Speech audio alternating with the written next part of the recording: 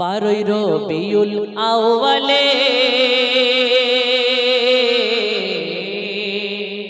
বারোই রবিউল আউয়ালে পূর্ণিমার চাঁদ এলো দেখো আমিনার কোলে আহাদ আহাদ বলে নূরের দোলনায় দুলে আর এসেছে দলে দলে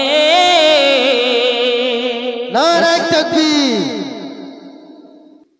বারোই রবিউল আউয়ালে পূর্ণিমার চাঁদ এলো দেখো আমিনার কোলে আহাদ আহাদ বলে নূরের দোলনায় দুলে।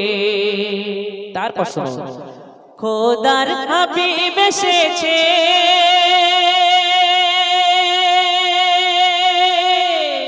বেদিনরা খবর পেয়েছে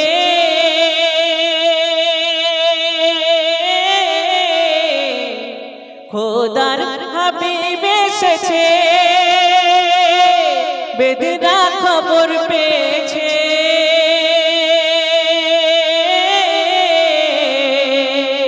আর তাই তো সবাই সারি দিয়ে আর দেখতে এসেছে তাই তো সবাই সারি দিয়ে আর দেখতে এসেছে।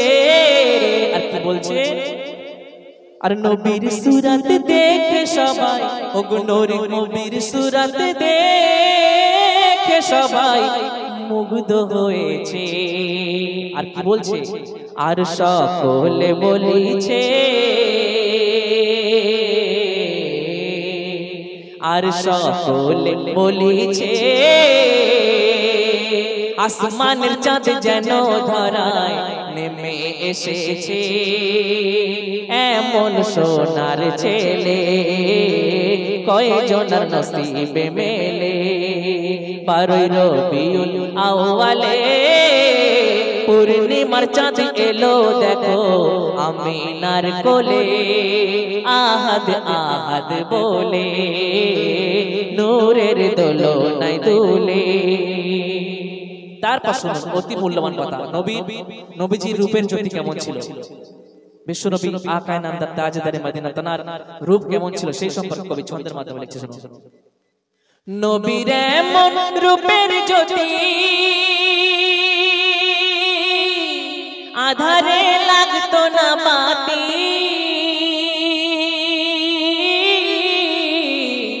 নবীর এমন রূপের জ্যোতি আধারে লাগতো না বাতি তাহার রূপেতে পাগল হলো সকল জাতি তাহার রূপেতে পাগল হলো সকল জাতি। আর লজ্জাতে মুখ নেয় গো ঢেকে গগন শশী রবি ওগো লজ্জাতে মুখ নেয় গো ঢেকে গগন শশী রবি। আর খোদার কি কুদরত দেখো